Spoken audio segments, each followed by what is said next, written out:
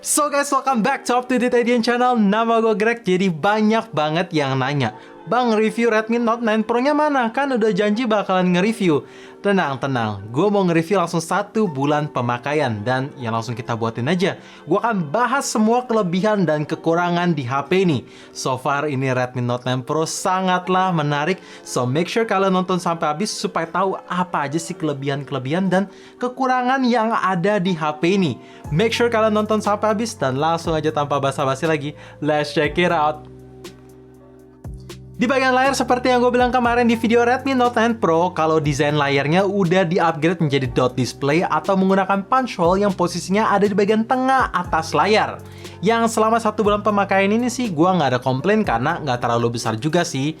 Ditambah layarnya pun di-upgrade menjadi 6,67 inch yang tidak lagi compact. Tapi buat beberapa kalian yang suka nonton atau main game biar lebih immerse, ya cocok karena layarnya makin gede. Kalau kalian tanya, Bang, apakah HP ini udah menggunakan Super AMOLED dengan teknologi 90Hz refresh rate? Jawabannya sih belum. Tapi ya berharap aja semoga di next Redmi Note 10 Pro itu udah pakai Super AMOLED dan pakai refresh rate 90Hz. Tapi so far sih jujur aja 60Hz di HP ini juga masih oke lah karena OS-nya sendiri udah di-optimize dengan layarnya. Dan terakhir untuk ketahanan layarnya udah menggunakan Corning Gorilla Glass 5 plus dapat free screen protector bawaan yang udah dipasangin langsung.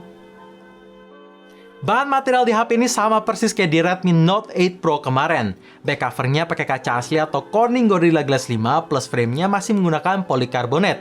Tapi jujur, ada satu sentuhan kecil yang gue suka yaitu di finishing design framenya.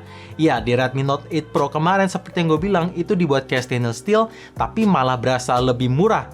Dan berbeda di Redmi Note 9 Pro, sekarang dibuat matte yang jauh lebih berasa mahal. Sampai-sampai kalau kalian tanya gimana feels-nya, menurut gue ini jauh lebih solid kalau mau dibandingin sama Redmi Note 8 Pro kemarin, walaupun bahan materialnya sama ya. Dan untuk bahas desain sendiri, menurut gue warna interstellar grey-nya ini keren. Walaupun gue juga naksir dengan warna hijaunya, karena ada 2 tone yang lebih kelihatan beda aja gitu. Terakhir untuk lapisan P2i masih juga ada di HP ini, yang kalau misalkan kalian mau angkat telepon di kondisi gerimis, HP ini kena cipratan air secara tidak sengaja, dan kalau misalkan ketumpahan air secara tidak sengaja pun harusnya masih aman, asal langsung cepet-cepet dikeringin aja ya.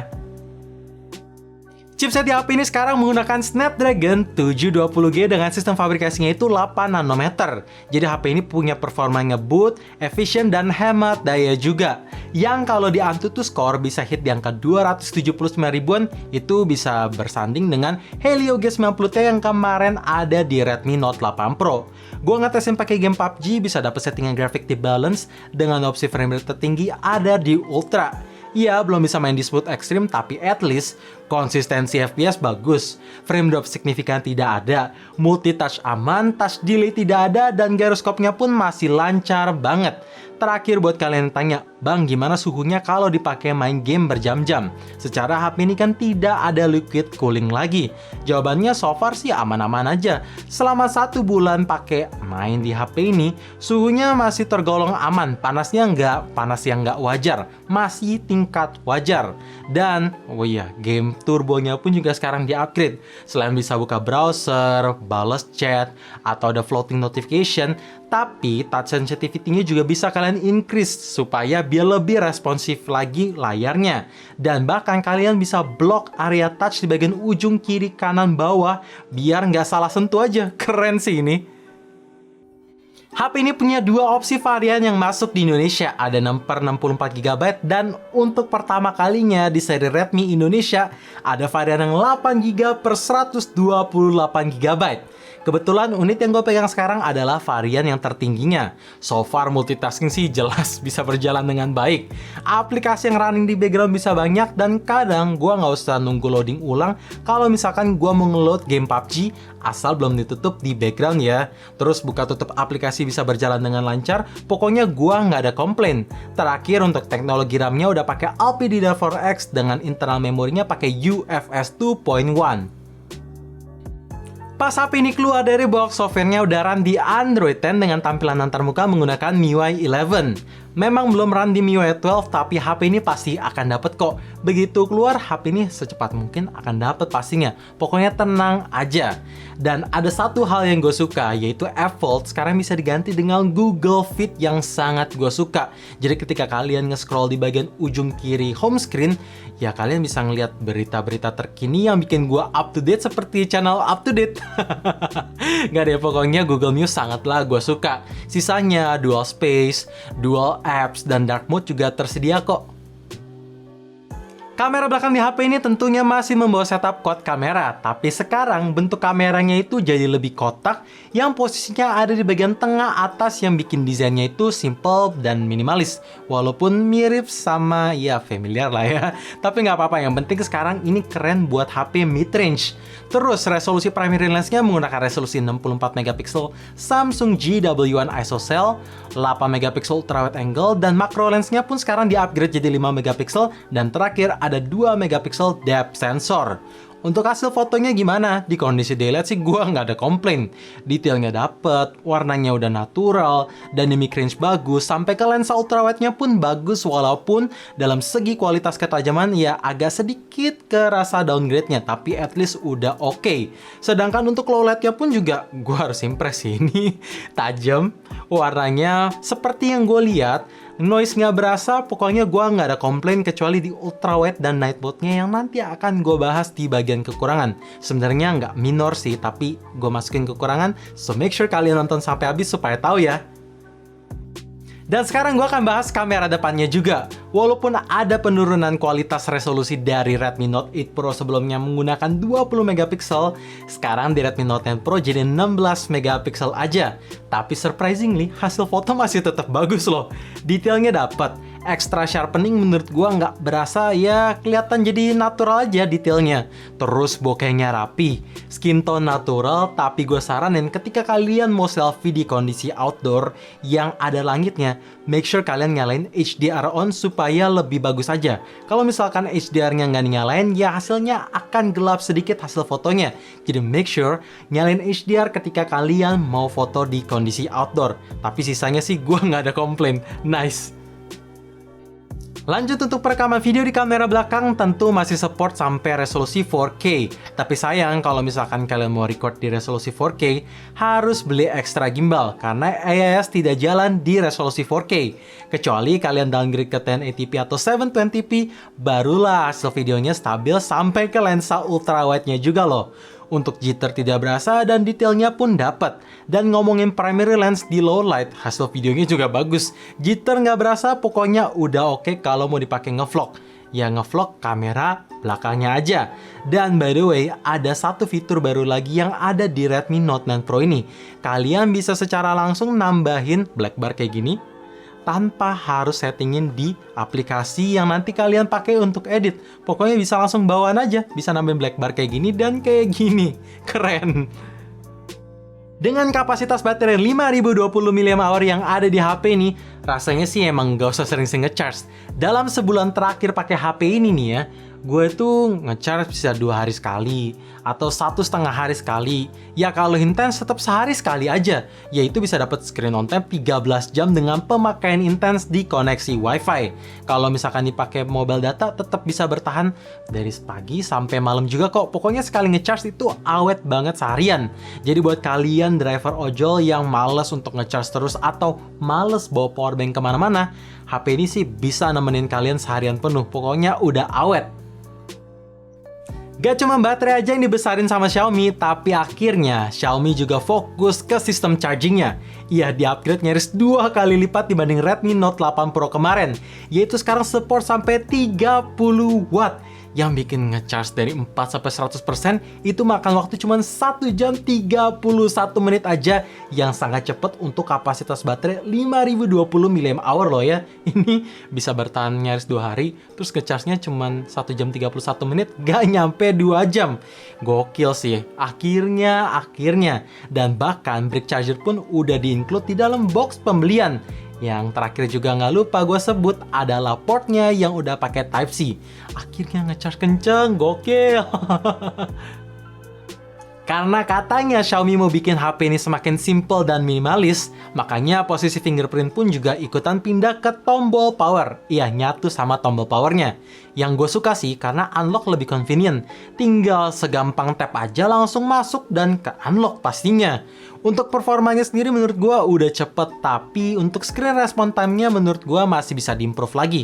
Karena masih ada delay-nya sedikit. Kalau diimprove lagi mungkin bakalan cepet banget. Sedangkan untuk face recognition-nya juga udah cepet sih. Speaker di HP ini menggunakan single bottom pharing speaker yang kualitas suaranya juga bagus. Menurut gua bassnya berasa, treble-nya oke, clarity-nya oke, dan suaranya cukup kenceng untuk ukuran single bottom pharing speaker. Jadi seperti biasa gua akan kasih tunjuk gimana sih suara dari HP ini. Make sure kalian pasang earphone ataupun headset supaya bisa dapet gambarannya. Langsung aja gua play di kekuatan 100%.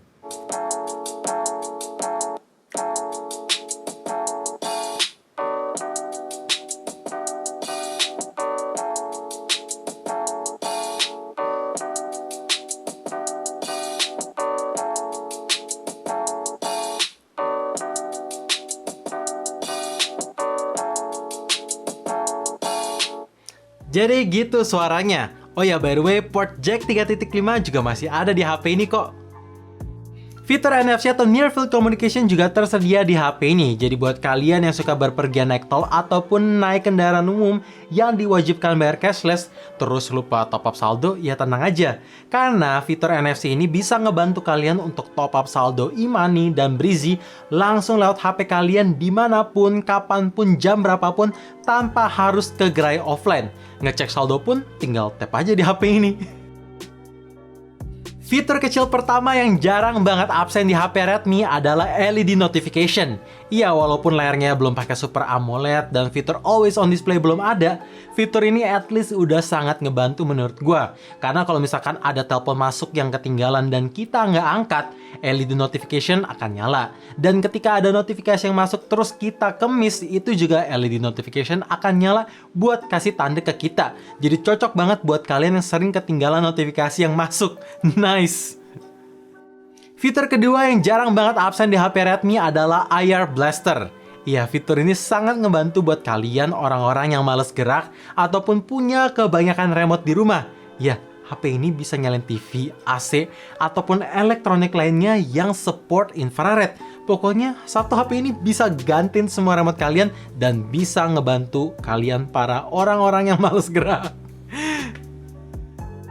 Nah, ada satu fitur kecil yang harus banget gue apresiasi untuk ukuran HP mid-range, yaitu di vibration motornya. Walaupun HP ini cuma punya single vibration motor, tapi feedbacknya itu bisa beda-beda.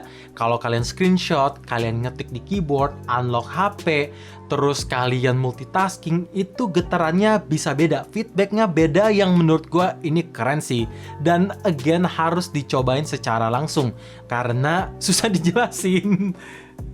So guys, itu dia kelebihan-kelebihan yang ada di Redmi Note 9 Pro. Iya, kelebihan HP ini tuh banyak banget. Tapi kekurangannya juga lumayan sih, ada 5. Rata-rata minor, tapi ada sebagian yang major juga. Jadi ini dia kekurangan pertama. Ini dia kekurangan major pertama yang rasanya Xiaomi masih belum fokus juga. Yaitu soal perekaman video kamera depan yang masih shaky karena belum ada AIS. Jujur gue berharap banget semoga Xiaomi bisa include AIS lewat software update atau minimal bisa bawa di Redmi Note 10 mendatang. Karena kalau misalkan AIS ada di kamera depan HP ini juga bakalan komplit set banget buat calon-calon content creator. Karena kalau hasil video stabil ya bakalan bisa dipakai vlog juga sih. Hasil foto di low light seperti yang tadi gue bilang udah bagus, tapi seperti yang gue bilang juga tadi, night mode-nya masih kurang. Ya ini minor sih, karena menurut gue hasil foto night mode-nya masih kurang konsisten aja. Kadang bisa detail, kadang langitnya itu jadi berasa keterangan yang bikin hasil foto gak natural aja, walaupun detailnya masih dapat. Dan gue berharap juga semoga night mode bisa jalan di lensa ultrawide dan kamera depannya juga. Karena sayang banget sih lensa ultrawide-nya seperti yang gue bilang tadi, detailnya kurang dapat. Kalau aja night mode bisa jalan di lensa ultrawide, harusnya bisa nambah detail. Jadi gue berharap semoga ini bisa ditambahin lewat software update dan di fix night mode-nya di primary lens-nya lewat software update juga ya. Kalau udah ngomongin tampilan antarmuka MIUI, ya bukan rahasia lagi sih. Tampilan antarmuka ini punya iklan di aplikasi bawaannya. Kalau kalian tanya apakah ada solusi? Jawabannya ada solusi, ganti aja regionnya ke country lain. Dan that's it, langsung selesai. Tapi untungnya iklan sekarang sih udah dikurangin. Tapi masih ada di aplikasi bawaannya yang cukup ngeganggu kadang, menurut gua. Bodi di HP ini sih memang nggak tebel ya, makanya sampai-sampai BAM kameranya pun berasa. Ya menurut gue cukup tebel. Kalau misalkan kalian pakai HP ini tanpa casing terus ditaruh di meja, itu bisa goyang-goyang dan gue ngeri. Bodinya itu akan sedikit lecet dan kameranya pun ikutan lecet. Jadi make sure kalian beli casing third party yang agak tebelan. Contohnya gue ada rekomendasi yang dikirimin sama Unicase. Sekalian gue quick review boleh lah ya. Jadi kita mulai dari casing pertama yang paling basic dulu, yaitu Spigen Liquid Crystal. Casing ini ditujukan buat kalian yang nggak mau nutup keindahan dari desain HP tersebut, ya tapi pengen nambah extra protection, bisa banget karena casing ini transparan dan menurut gua cukup tebal, jadinya bisa nambah extra protection walaupun nggak bulky-bulky amat. Lanjut untuk casing kedua, ada Spigen Ultra Hybrid. Casing ini ditujukan buat kalian yang nggak pengen nambah bulky atau pengen casing ramping, tapi pengen beda tekstur plus nambahin keindahan dari warna HP tersebut, ya cocok banget karena pinggir kiri kanannya itu rubber, jadi buat nambah extra gripnya. Dan casing ketiga ini adalah Spigen Rock Armor. Jadi menurut gua casing ini dicocokkan atau dikhususkan buat kalian yang sering-sering main game karena punya airflow yang sangat bagus. Selain bahan materialnya tuh rubber, jadi lentur dan enak di tangan, tapi punya airflow yang sangat bagus. Cocok buat kalian yang again suka main game berjam-jam. Lanjut lagi, casing selanjutnya adalah Spigen Tough Armor.